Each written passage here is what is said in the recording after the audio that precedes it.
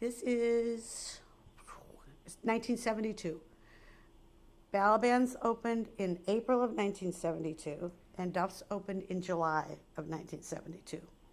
So we were the pioneer restaurants of sorts, with interesting menus. Herbie was having fish, London, Dover sole, flown in from London, and doing his crepe thing. Anyway, so that was 1972. And what else was there? Next door was the witchcraft store with Debbie the witch, real witch. That was to the north. To the south was Frank Marmino. He had Europa 390, which was a bar. And next to him was, the cabinet of Dr. Kilgari, which was a movie theater. He showed movies. I don't know what he did in there besides that. Movies. And there was some other place I kept forget.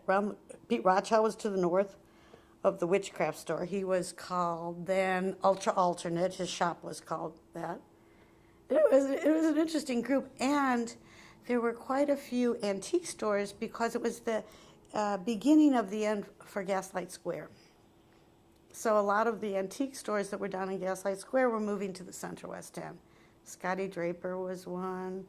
I don't know where Mrs. Hirschfeld. She lived below us. I mean, I lived above her. The kids were always, spilling bath water and onto her antiques below. There were a lot of interesting people. It did feel like we were part of a neighborhood that included gay, straight, black, white, young, old, a very diverse group of people that I had not been exposed to much until I had traveled in Europe. And so that was exciting. And there was a willingness to really work for nothing. I mean, nobody was making any money, but we were like having a very good time. And people, I remember these guys coming, they were Vietnam vet guys, Wayne and Martin were their names.